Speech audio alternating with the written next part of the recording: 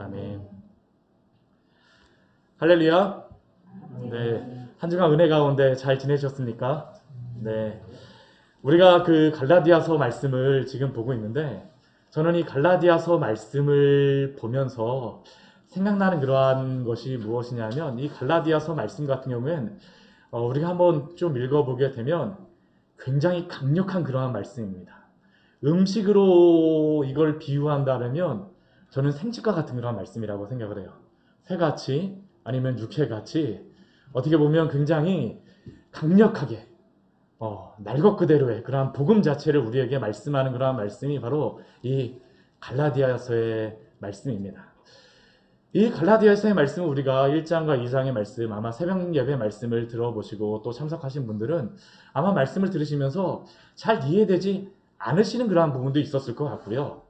또한 한편에서는 왜 사도 바울이 저렇게 말을 하는가라고 생각하시는 그러한 분들이 있으실 수도 있습니다. 제가 입술이 부족하다 보니까 이 말씀을 전하면서 제가 잘 전달을 하였나 못하였나라는 그러한 생각이 들지만, 그러나 제가 이 갈라디아서 말씀을 들을 때는 저의 그 목소리도 톤이 높아질 수밖에 없어요. 왜냐하면 사도의 마음이 이 복음이 무엇인가라는 것. 지금 사도가 지금 갈라디아 교회에 그 편지를 보내는 것은 영적인 전쟁 가운데에 지금 이것을 보내는 것입니다. 우리가 앞에 1장과 2장의 그러한 갈라디아서의 말씀을 보게 되면 사도가 먼저 자신의 사도권을 변호하며 변증합니다. 근데 내가 사도야, 제가 목사인 것을 여러분들 앞에서 나는 목사야 라고 하면서 제가 그 목사의 그러한 권위를 강조하거나 하게 되면 아마 여러분들은 아니 왜 우리 목사님이 저렇게 하시지? 목사라는 그러한 게 도대체 무엇인가 라고 하면서 생각하시는 그러한 하실 수도 있겠지만, 오늘 우리가 갈라디아서 말씀을 저희가 이제 쭉 읽어보면 사도가 굉장히 자신의 사도권에 대해서 강조를 해요. 나는 사도다. 나는 사도다. 나는 사도다라는 것을 굉장히 강조를 합니다. 왜 그가 이렇게 사도권을 강조를 하냐 하면 그냥 단순히 사도가 자신의 사도라는 직함이 중요한 게 아닙니다. 물론 그것도 중요하죠. 그러나 그 자체 때문에, 그 명예욕 때문에 사도가 지금 이것을 말씀하고 있는 것은 아니지 아닙니다. 왜 사도가 자신의 사도권을 강조하냐 하면 사도가 전한 그 복음의 말씀이 참된 진리라는 것을 확증하기 위하였습니다. 한번 생각해 보십시오. 제가 목사라고 하면서 날마다 제가 거짓말을 하고 여러분들 앞에서 만약 그렇게 행동하는 것을 여러분들이 본다라고 한번 생각해 보세요. 그렇게 되면 제가 말하는 그 설교, 제가 평소에 말하는 것뿐만 아니라 앞에서 설교하는 것에 대해서 어떻게 할까요? 우리 목사님 말씀은 믿을 수가 없구나라고 생각하실 것입니다. 왜냐하면 그 말씀이라고 하는 것이 들어가기 위하여서는 그 사람의 인격도 같이 전달이 알게 모르게 전달되어지기 때문입니다. 사도가 사도권을 이렇게 강조하는 이유가 있어요. 지금 이 갈라디아 교회에 거짓 선생들이 들어왔습니다. 그래서 사도를 향하여서 이 사도 바울 같은 경우는 그 예수님의 직접 12명의 사도로서 세움받은, 직접 따라다녔던 그 사도가 아니라고 공격을 해요. 그런데 사도가 지금 여태까지 갈라디아 교회 가서 막 복음을 전했습니다. 근데 이런 말을 거짓 선생들이 이야기하는 것들을 갈라디아 교회 성도들이 듣다 보니까 문제는 무엇이냐면 사도의 사도권뿐만 아니라 전하였던 그 복음 자체가 지금 무너지는 거죠. 성도들은 교회의 그 사도 때문에, 사도라는 직함 때문에 모인 것이 아닙니다. 무엇 때문에 모였을까요? 그가 전한 복음 때문에, 말씀 때문에 교회가 세워졌는데, 그가 사도권이 흔들리다 보니까 이 복음 자체가 무너져 버리는 겁니다. 의심하게 되어져요. 그러니까 사도가 이 사도권에 대해서 굉장히 강조를 하는 것이죠. 그것뿐만이 아닙니다. 우리 뒤에 1장, 2장 말씀해 보게 되면 사도가 자신의 삶의 궤적에 대해서 말합니다. 나는 어디에 갔었고 무엇을 했었고 뭐 했다, 이런 것들에 대해서 소소하게 사도가 자서전을 집필하듯이, 사도 바울이 다른 곳에서 그렇게 많이 그 사도행전을 그 외에 그 제외하고 다른 서신서에서 자신을 그렇게 막 어디를 갔다 왔다 어디를 갔다 왔다 이런 이야기를 잘 하지 않습니다. 근데 그가 왜 그렇게 SNS에 막 적듯이 왜 그렇게 기록을 할까요? 복음을 변증하기 위하였습니다. 내가 전하는 복음이 참된 복음이라는 것을 변증하기 위하여서 그가 어떻게 살아왔고 예루살렘에 가서 그 사도들을 만났다라는 것을 말씀하고 있어요. 다 복음 때문에 그가 그 지금 이 모든 갈라디아서 앞에 1장과 2장의 말씀을 말씀하고 있는 겁니다. 그래서 이 사도가 지금 전하는 이 갈라디아서의 말씀은 굉장히 전투적입니다. 전투적이에요. 지금 실제로 다 교회 안에서 영적인 전쟁이 벌어지고 있는 겁니다. 제가 항상 말씀을 전하면서 사실 이 마음을 가지고 설 수밖에 없어요. 제가 복음을 전하다 보면 때로는 아마 그 제가 설교하는 말씀을 들으면서 우리 목사님이 왜 저런 이야기를 하시지? 라고 하는 그러한 생각이 들 때도 있고요. 때로는 여러 가지 세상의 사상들과 여러 가지 가치관들과 대립되는 것을 제가 설교할 때가 있습니다. 그럴 수밖에 없어요. 요즘에 낙태라던가 동성애라든가 뭐 제가 술 마시는 거라든가 뭐 담배 피라든가 이런 행동 하나하나까지도 막 설교를 할 때가 있습니다. 근데 이러한 것들을 설교하게 되면 때로는 이러한 것들이 목사님이 나를 아셔서 막 나를 이 앞에서 강단에서 막 나를 공격하시나? 라는 그러한 생각이 때로는 들 때도 있습니다. 들 때도 있어요. 그런데 저는 이 앞에서 제가 공격을 하는 게 아니라 여러분들을 이렇게 뭐 한다라고 제가 여러분들 삶에 대해서 뭐 관심도 별로 없습니다. 관심이 없다라는 게 제가 다른 게 관심이 없다라는 게 아니라 여러분들에 대해서 굉장히 관심이 많지만 그것을 뭐 이렇게 내 마음대로 하겠다라는 게 아닙니다. 제가 유일하게 또한 하나님이 저를 이 자리에 세우시고 말씀을 전하게 하시는 그러한 이유는 뭐냐면 복음을 통하여서 우리 모두가 다 굴복되어져야 되기 때문입니다. 우리는 하나님의 말씀을 따라가는 사람이지 제 말을 따라오는 여러분들은 제 말을 따라오는 사람들이 아닙니다. 저도 하나님의 말씀을 가지고 여러분들에게 전하고 있음을 기억하십시오. 이게 왜 중요하냐면 만약 제가 말씀을 전하면서 만약 이러한 세상의 가치관들과 여러 가지 것들이 막 우리의 생각에 많은 것들이 있는데 만약 이것을 여러분들이 아멘으로 받아들이시게 되면 우리가 말씀 앞에 굴복하며 주님을 따라가게 되지만 이걸 만약 아멘으로 받아들이지 않게 되면 어떻게 할까요? 여러분들이 하나님의 말씀을 잘라버리는 경우가 생길 수가 있습니다. 오히려 그게 시험이 돼갖고 오히려 그것을 가지고 교회를 뭐 목사님에 대해 저에 대해서도 뭐 원망하는 그런 생각이 들 수도 있고요. 교회를 떠나는 그러한 이유가 될 수도 있어요. 제가 이 말씀을 시작하기 전에 오늘 왜 이렇게 말씀드리냐? 복음 앞에 우리 모두가 다 굴복되는 시간이 되어지기를 축원합니다. 오늘 제가 이렇게 말씀드리지만 저는 그래도 굉장히 순화돼서 말하는 겁니다. 오늘 1절 말씀을 한번 보십시오. 사도가 오늘 이 갈라디아 교회 성도들에게 지금 말하는 겁니다. 무엇이라고 지금 갈라디아 성도들에게 말하고 있습니까? 어리석도다라고 말하고 있습니다. 어리석도다 갈라디아 사람들아. 지금 얼굴을 맞대고 지금 말하는 것도 아니고 어리석다라고 하면서 편지를 보냈는데 어리석도다 갈라디아 사람들아 라고 지금 이렇게 말을 하니까 이 편지를 받는 그러한 갈라디아 교회 성도들의 한번 입장이라고 생각해 보십시오. 아니 우리 담임 목사님이 우리들한테 어리석다라고 말을 했어 하면 이게 굉장히 충격적인 그러한 그 말 아닙니까? 편지에서 이렇게 말하는 게 두 번씩이나 그렇게 말을 하고 있죠. 어리석다라고 두 번씩이나 말을 하고 있습니다. 지금 이것이 사도가 이거 한 번만 말하는 게 아니고 우리 2장 말씀에도 보게 되면요. 사도 바울이 사도 베드로를 향하여서 책망하였다라고도 이야기를 하죠. 뭐 많은 사람들 앞에서 책망하는 그러한 것도 사도가 말합니다. 왜 사도 바울이 사도 베드로도 그렇고 지금 여기서 갈라디아 성도를 향하여서도 어리석도다라고 왜 이렇게 책망하면서 편지를 쓰겠습니까? 동일합니다. 복음을 세우기 위하여서 또한 교회 성도들이 이 복음의 진리에서 떠나지 않도록 하기 위하여서 지금 사도는 이렇게 강력하게 말하고 있는 것이죠. 말하고 있습니다. 이 갈라디아 사람들, 이 갈라디아 교회는 어떠한 교회입니까?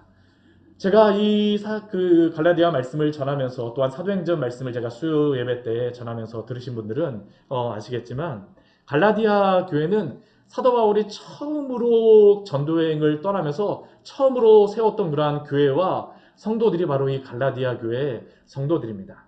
비시디아 안디옥 또한 이고니온 루스드라 더베에 있었던 그러한 성도들입니다.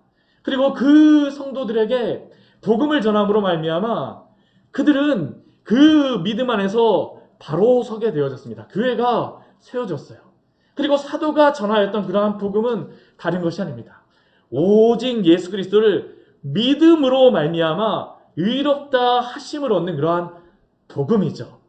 이것을 우리 갈라디아서 2장 16절 말씀에서는 이렇게 사도가 말씀하고 있습니다. 갈라디아서 2장 16절 말씀은 갈라디아서의 아주 핵심적인 그러한 주제의 그러한 말씀입니다. 우리 갈라디아서 2장 16절 말씀 같이 한번 읽어보도록 할까요? 사람이 의롭게 되는 것은 율법의 행위로 말미암음이 아니요 오직 예수 그리스도를 믿음으로 말미암는 줄 알므로 우리도 그리스도 예수를 믿나니 이는 우리가 율법의 행위로서가 아니고 그리스도를 믿음으로써 의롭다함을 얻으려 함이라. 율법의 행위로서는 의롭다함을 얻을 육체가 없느니라. 우리 여기에 보게 되면 율법의 행위로서는 의롭다함을 얻지 않고 오직 무엇으로써요? 예수 그리스도를 믿음으로라는 것을 3번씩이나 강조하며 말씀하고 있습니다. 이것은 이신칭의의 그러한 복음을 말씀하고 있는 것이죠. 그리고 이들은 예수 그리스도를 믿고 의롭게 되는 이 복음의 진리를 통하여서 거듭나게 되어졌습니다. 그리고 이 복음의 진리를 들었던 그 은혜가 이들 모두를 다 변화시켰어요. 이 복음의 진리가 얼마나 이들에게 강력하였었냐 하면 오늘 3장 1절 말씀에 보게 되면 예수 그리스도께서 십자가에 못 박히신 것이 무엇이라고 말씀하고 있습니까? 눈앞에 똑똑히 보인다라고 말을 하고 있죠. 사랑하는 성도 여러분, 우리 이 자리에 나와 있는 우리들은 예수 그리스도가 십자가에 못 박히신 것을 눈에 똑똑히 보고 계십니까? 이렇게 똑똑히 보이는 신앙적인 그러한 체험을 하셨습니까? 말씀을 듣고 말씀을 통하여서 이것을 보셨습니까? 왜 구원받은 성도들이, 거듭난 성도들이 십자가에 못 박힌 우리 주 예수 그리스도를 똑똑하게 볼까요? 그것은 내가 아무리 율법을 지켜서 의롭게 되려고 노력을 많이 하여도 도저히 나의 방법으로는 되지 않기 때문이라는 것을 발견했기 때문입니다. 우리가 주님 앞에서 나의 죄를 보면서 눈물을 흘리며 절망하며 부르짖으며 죄를 짓는 나 자신을 여러분들은 이렇게 회개하셨습니까? 만약 이것을 경험하였다라면 우리는 우리 주 예수 그리스도가 못 박히신 그 십자가의 은혜가 너무나도 감미롭게 다가옵니다. 그 은혜가 얼마나 큰지 모르죠. 왜냐하면 예수 그리스도가 십자가에 못 박히심으로 우리가 나음을 얻고 또한 우리의 주홍 같은 그러한 죄가 양털같이 희게 되었다라는 것을 분명히 알기 때문입니다. 그것을 체험하게 돼요. 그래서 자기의 죄를 깨달은 그러한 성도들은, 사람들은 예수 그리스도의 십자가를 바라보게 됩니다. 그리고 그리스도에게 달려가게 되고 주여 나의 죄를 용서하시는 그 주의 예수 그리스도의 십자가를 붙잡을 수밖에 없습니다.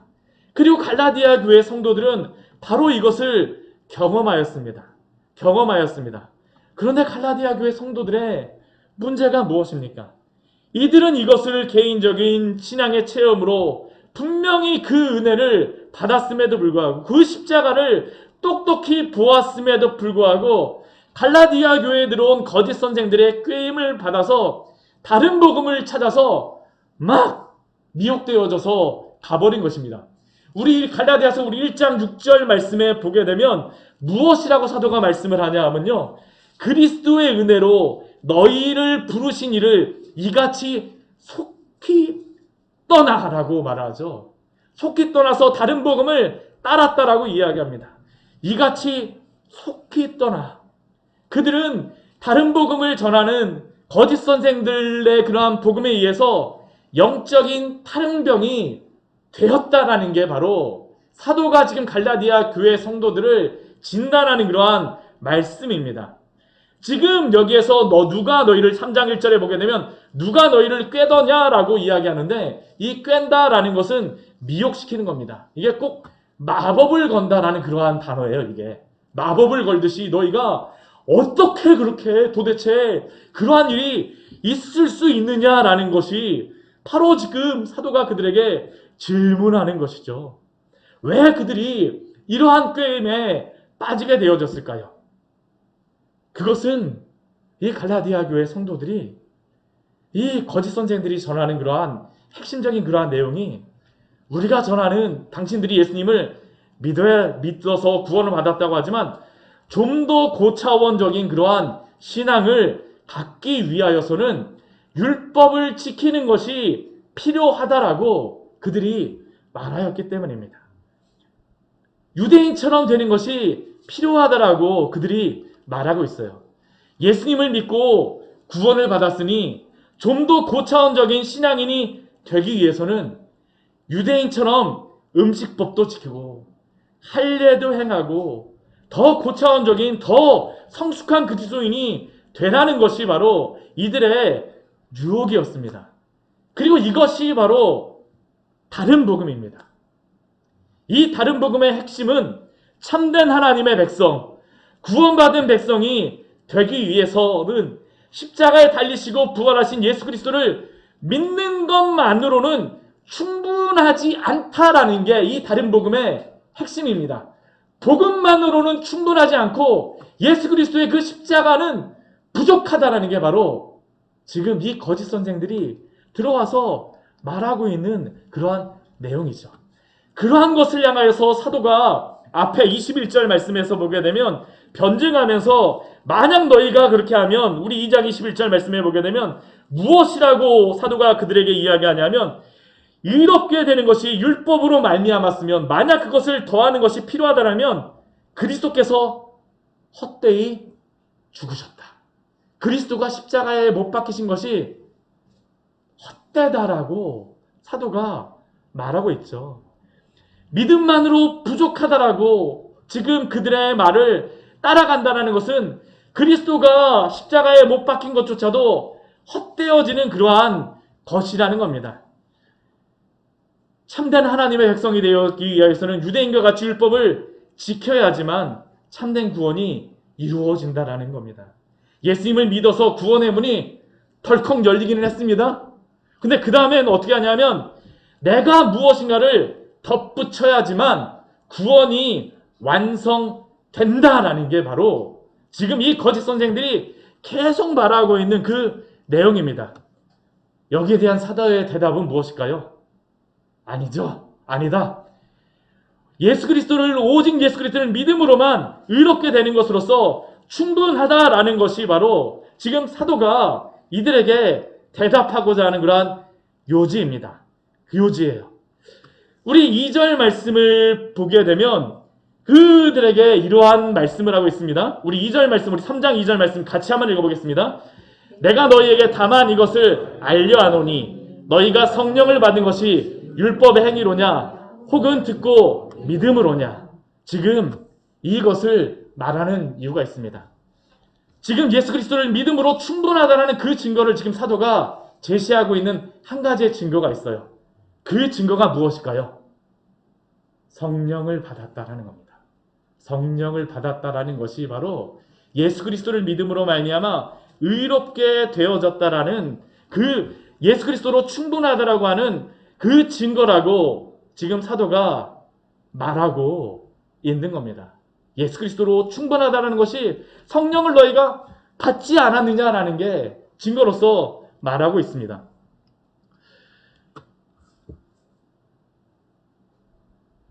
오늘 우리 1절 말씀을 보게 되면 예수 그리스도가 십자가에 못 박혔다라고 말을 하고 있는데, 우리 예수 그리스도가 십자가에 못 박히신 것이라고 하는, 십자가에 못 박혔다라는 이 단어가 이게 어떠한 그 의미가 있냐면, 이게 영어로 다 따지게 되면 현재 완료의 그러한 의미가 있습니다. 현재 완료. 제가 이거 오늘 설교가 조금 약간 어렵죠? 네, 복잡한 것처럼 보이죠? 근데 우리 현재 완료라는 걸 제가 왜 말씀을 드리냐면, 현재 완료의 의미가 무엇입니까? 우리나라 말에는 이게 없죠. 근데 현재 완료가 왜 이게 중요하냐 하면, 예수 그리스도가 십자가에 못 박혔다라는 것은 사도가 보기에, 또한 우리가 보기에는 무엇입니까? 과거에 일어난 일입니다. 예수님은 과거에 십자가에 못 박히셨어요. 그런데 어떻게 예수 그리스도가 십자가에 못 박히신 것이 오늘 우리의 눈앞에서 똑똑히 보여지게 되겠습니까? 성령 때문이라는 겁니다. 이게 왜 현재 완료냐? 예수님이 십자가에 과거에 못 박히셨지만, 그러나 그 과거에 못 박히신 그 행위가 오늘도 우리에게 영향을 끼친다는 겁니까? 영향을 끼친다는 겁니다. 어떻게 해요? 성령이 우리의 마음속에서 역사하심으로 말미암아. 한번 생각을 해보십시오. 2000년 전에 십자가에 못 박히신 예수님의 그 십자가를 바라보며 우리가 어떻게 그 은혜 가운데에 우리가 그 십자가를 믿을 수가 있습니까? 제가 오늘 아까 찬양을 하다가 너무 감사했어요. 예수 그리스도의 그 십자가의 은혜에 대해서 너무 감사해갖고 막 감격이 되더라고요. 오늘 장로님도 이렇게 기도를 하시면서 너무 감격이 됩니다. 우리의 예수 그리스도의 그 십자가 때문이죠. 어떻게 그러한 것이 가능하겠습니까? 2000년 전에 죽으신 그 예수님의 그 진리가, 그 사실이 오늘 어떻게 우리에게 적용이 되고 우리가 믿게 되겠습니까?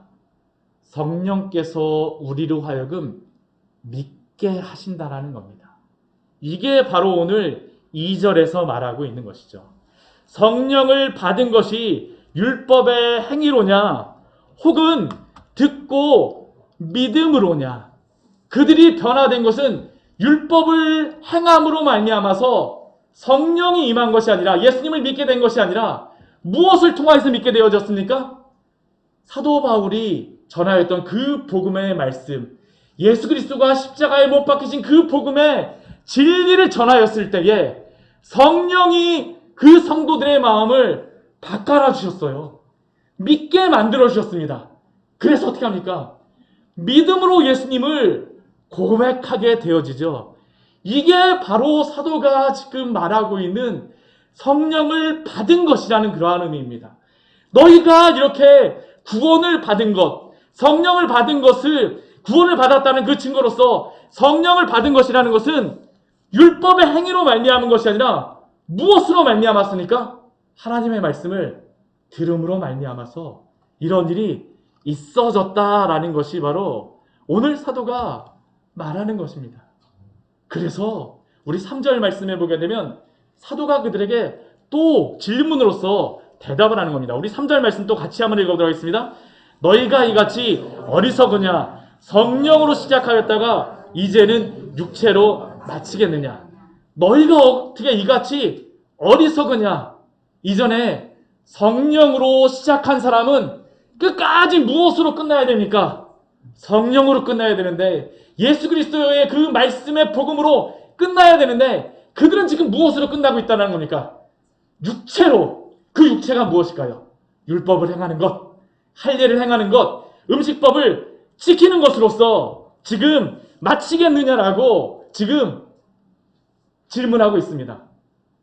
혹시 여기에 나온 우리 귀한 사랑하는 성도님들, 혹시 예수님을 믿음으로써 구원을 받으셨는데 율법의 행위로서 그 믿음을 끌어가지 마시길 바랍니다. 우리는 시작도 예수 그리스도의 그 십자가의 은혜요, 우리의 삶에 살아가는 그 마지막도 예수 그리스도의 그 십자가의 은혜로 살아가는 사람인 줄 믿습니다. 육체가 우리의 끝이 되어지면 안 됩니다. 육체가 되어지면 안 돼요. 오늘 이 갈라디아서의 말씀을 보고 있지만 이 갈라디아서의 말씀을 보게 되면 또 로마서의 말씀을 보게 되면 구원에 대하여서 대표적인 두 가지 오류에 대하여서 말씀합니다. 이게 오직 예수 그리스도를 믿음으로 말미암아 구원을 얻는다라고 의롭게 된다라는 그 구원의 진리에 대하여서 말씀하고 나서요. 로마서도 그렇고 갈라디아서 말씀도 그렇고 이것에 대한 그 구원에 대한 두 가지 오류를 말해요. 그 두 가지가 무엇이냐? 첫 번째는 율법주의입니다. 율법주의. 두 번째는 무엇이냐면 반율법주의입니다. 반율법주의. 이 율법주의는 무엇이냐 하면 오직 예수 그리스도를 믿음으로 의롭게 되는 것으로 충분하다라고 사도는 말하고 또한 서신자에서는 말하고 있지만 갈라디아 교회 성도들과 같이 율법 예수 그리스도를 믿는 오직 믿음 외에 다른 무엇이 더 필요하다라는 것이 바로 이 율법주의입니다. 율법주의예요.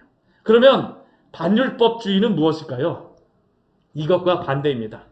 율법주의가 율법이 필요하다라고 하니까 예수님을 믿는 것에 율법이 필요하다라고 하니까 반대는 어떻게? 아니 예수님을 믿음으로만 우리가 구원을 받는 것이지 도대체 다른 것이 무엇이 필요해? 라고 하는 것이 바로 이 반율법주의의 그 사람들의 말입니다.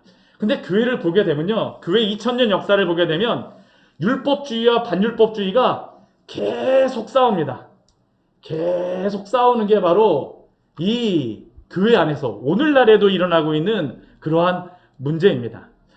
제가 이렇게 반율법주의, 율법주의 말씀드리지만 왜 제가 이것을 말씀을 드릴까요? 이게 오늘 우리의 가운데에서도 일어나고 있는 그러한 문제이기 때문입니다. 특별히 오늘 말씀에서는 율법주의에 대하여서 사도가 말을 하고 있는데요. 왜 이 율법주의에 대해서 먼저 말을 하냐 하면 거짓 선생들이 율법의 행위로 율법을 지켜야지만 또한 구원받는다는 것을 말하고 있기 때문이죠. 근데 이 율법주의가 교회 안에서 이렇게 팽배하는 그러한 이유가 있습니다. 팽배하는 이유가 있어요. 왜 그럴까요? 그거는 예수님을 믿는다라고 하는 그 성도들이 믿음으로 의롭게 여기심을 받는다라고 그 오직 예수, 오직 믿음, 오직 은혜로만 구원받는다라고 하니까 문제는 무엇일까요?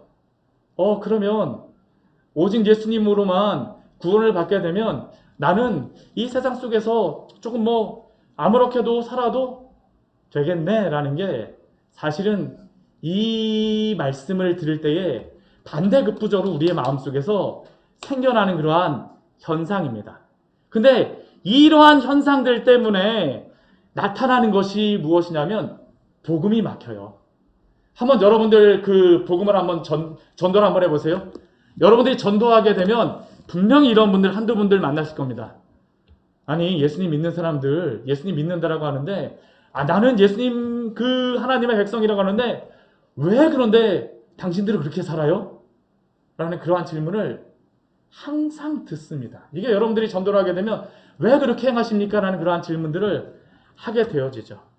예수님 믿는다라고 하면서 여러 유흥업소, 음란한 그러한 자리에 가서 그 음란한 그러한 일들을 행하고 하나님의 거룩하게 살아야 되는 그러한 성도들이 막 엉뚱한 그러한 일들 하고 진짜 어떤 분들은 사기도 친다라는 그러한 이야기도 하고 뭐도 한다라고 하고 그러한 일들을 교회에서 성도님들 가운데에 성도들이 그러한 일들을 벌인다라는 것을 심심치 않게 들어요. 실제로 다 그것 때문에 복음이 가로막히는 겁니다.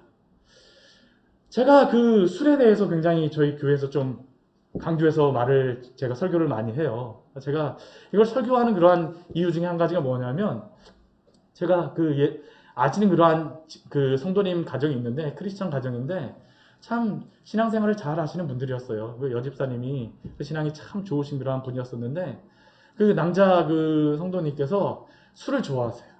술을 좋아하시다 보니까 일을 하고 늦게까지 이렇게 일하고선 운전하고 오다가 사고가 났어요. 교통사고가. 음주운전으로. 2번씩이나 그러한 사고가 났는데 근데 그것 때문에 그 가정이 완전히 풍비박산이 됐습니다. 풍비박산이 났어요.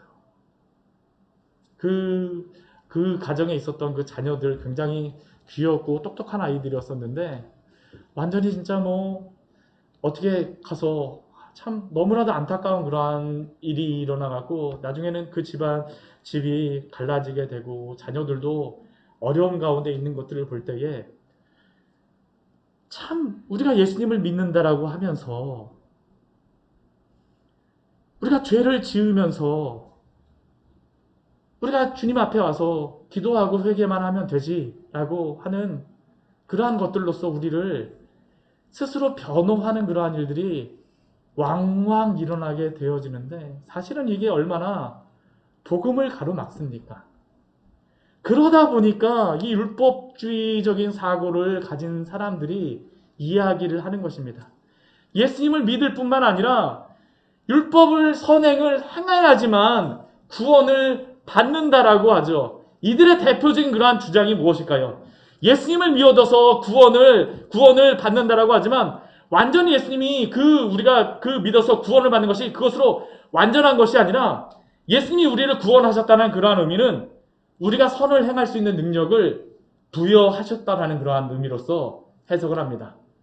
그러니까 그러한 구원론을 주장하는 그러한 분들은 무엇일까요? 예수님을 믿어서 구원받아서 선을 행할 수 있는 그 능력이 생겼으니까 구원의 완성은 누가 이루어야 됩니까?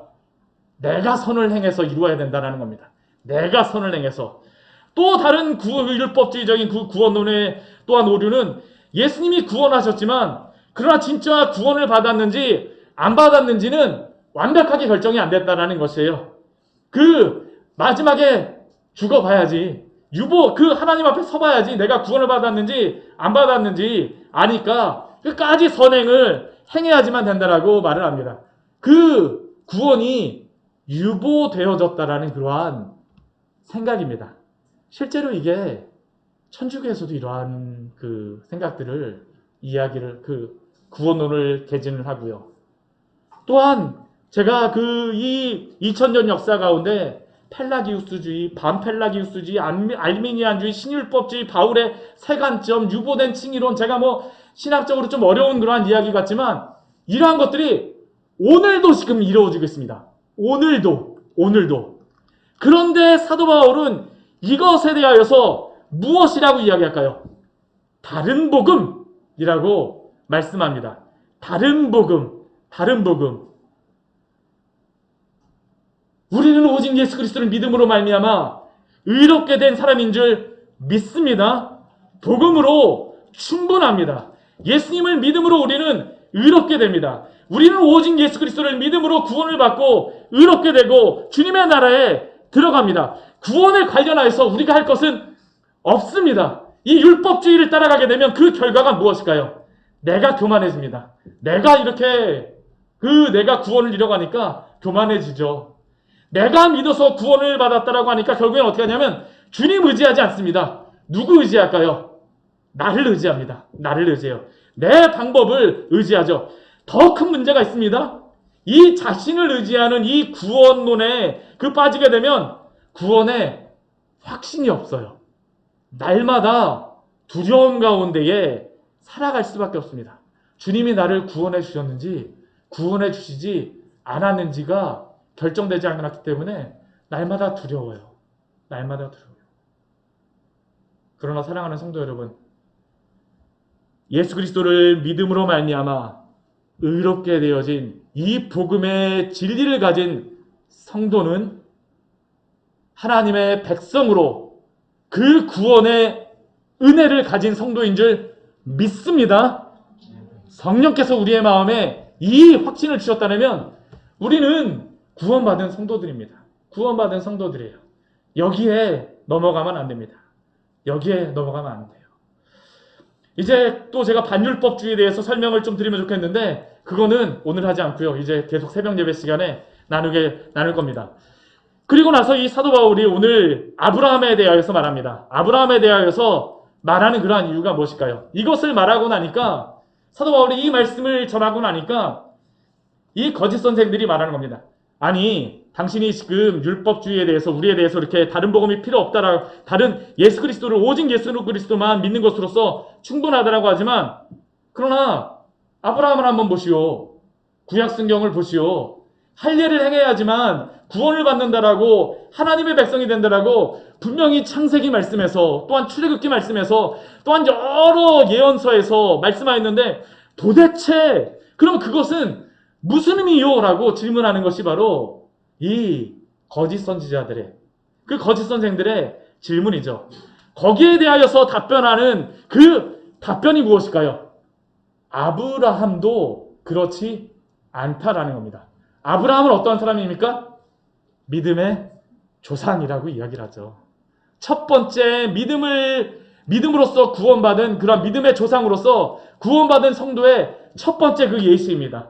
그 아브라함이 어떻게 구원을 받았는가라는 것을 보라라는 게 바로 3장 우리 6절의 말씀입니다. 우리 6절 말씀 같이 한번 읽어보겠습니다. 아브라함이 하나님을 믿음에 그것을 그에게 의로 정하셨다 함과 같으니라. 우리 이 말씀이 어디에 나오냐 하면 창세기 15장 말씀에 나오고 있습니다. 창세기 15장 말씀에서 하나님께서 아브라함을 이렇게 데리고 나오셔서 왜 나에게 자손을 안 주세요? 라고 하니까 하나님이 하늘의 별을 쫙 보여주시고 나서 너의 자손이 이 뭇별과 같으리라. 그러니까 아브라함이 어떻게 했을까요?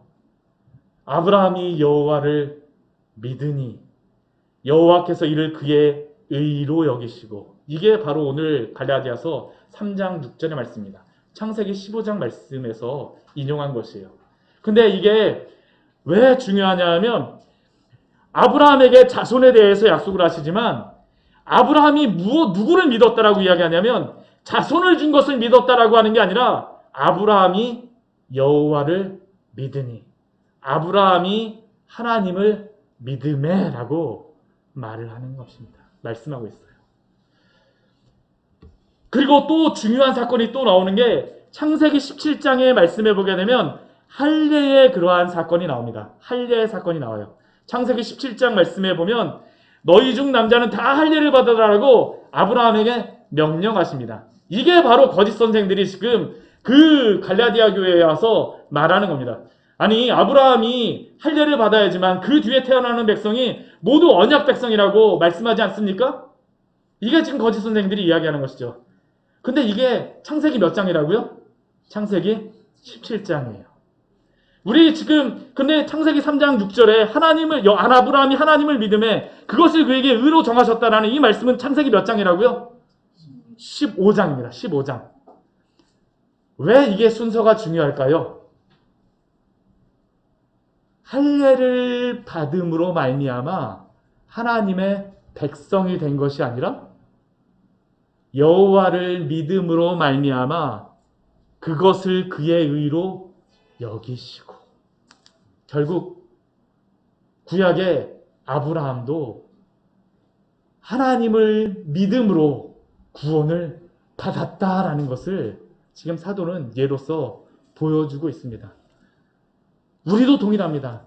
아브라함을 믿음의 조상으로 세우신 것과 같이 아브라함과 같이 우리는 무엇으로서 의롭다함을 여김을 받을까요? 할례를 행함으로써요? 율법을 지킴으로써요? 아니요. 오직 우리 주 예수 그리스도를 믿음으로 말미암아 우리를 의롭다 하시는 그 은혜를 받은 줄 믿습니다. 그래서 9절 말씀을 보면 믿음으로 말미암은 자는 믿음이 있는 아브라함과 함께 복을 받는다라고 말을 하죠. 사랑하는 성도 여러분, 저는 이게 너무나도 감사해요. 만약 우리가 행함으로 받는다라고 하면 우리가 예배 끝나고 나서 가장 마지막에 우리 함께 예수 그리스도와 함께 걸어가자라고 우리 찬양을 하게 되어지는데, 행함으로 구원을 받는다라면 누구는 예수님 손잡고 가고 누구는 어떻게 할까요? 멀리 떨어져 가고 저기 예수님하고 함께 가네, 행함으로 구원받는다라면 그럴지 모르지만 여기에 나온 모든 성도들이 예수 그리스도를 믿음으로 말미암아 구원을 받는다라면 우리는 예수 그리스도의 손을 잡고 어떻게 하는 걸까요? 함께 가는 것입니다. 함께 가는 것이에요. 오늘 9절 말씀 보세요. 믿음으로 말미암은 자는 믿음이 있는 아브라함과 함께. 한번 상상을 해보십시오. 전 이걸 보면서 참 은혜롭습니다. 가운데 예수님이 딱 서 계세요. 그 옆에 누구 있을까요? 아브라함 있을 겁니다. 또 그 옆에 누구 있을까요? 뭐 이삭도 있고 야곱도 있고 여러 믿음의 그러한 선배들, 모세도 있고 여러분들 그 가족도 있고 우리 광야에 샘겨 있는 모든 성도들이 그 옆에 어떠합니까? 다 함께 가요. 다 함께 갑니다. 누구 때문에요? 예수님 때문에. 예수 그리스도를 믿음으로 말미암아. 저는 우리 교회 광야의 샘교회 모든 성도들이 이 믿음을 갖고 끝까지 주님의 그 나라에 이를 때까지 함께 가는 그 은혜를 누리시기를 축원합니다. 우리는 행함으로 구원을 받을 수 없어요. 행함으로 구원을 받는다면 우리 손 잡을 수 없습니다. 예수님 때문에 우리 한 손 잡고 갈 수 있는 거예요. 저에게 얼마나 감사한지 모릅니다. 우리 이면미 집사님 중국에서 뭐 오셨고 우리 장로님 또 이제 출장 가시게 되고 그러는데 우리 온라인에서 우리 예배드리고 있는 모든 성도들도 또 어떤 걸까요? 우리 다 함께 우리 손잡고 주님의 나라에 가는 성도들입니다. 우리 히브리서 우리 12장 말씀해 보게 되면요. 그래서 가장 마지막 부분에 어떤 말씀이 나오냐면 믿음의 그 선조들이 그 스타디움 같은데 쫙 둘러서 갖고 힘내라 힘내라 막 하는 그러한 장면이 12장 말씀에 보면 나오고 있습니다. 11장 말씀 뭐 끝에 12장 말씀에 힘내라 힘내라 막 그러한 것들이 나오고 있습니다. 왜 그럴까요? 다 함께 가고 있기 때문입니다. 다 함께 가고 있기 때문에. 다 함께 가고 있기 때문에. 우리 주 예수 그리스도 안에서 이 구원의 은혜를 날마다 누리시기를 축원합니다. 우리 기도하도록 하겠습니다. 우리 기도할 때에 우리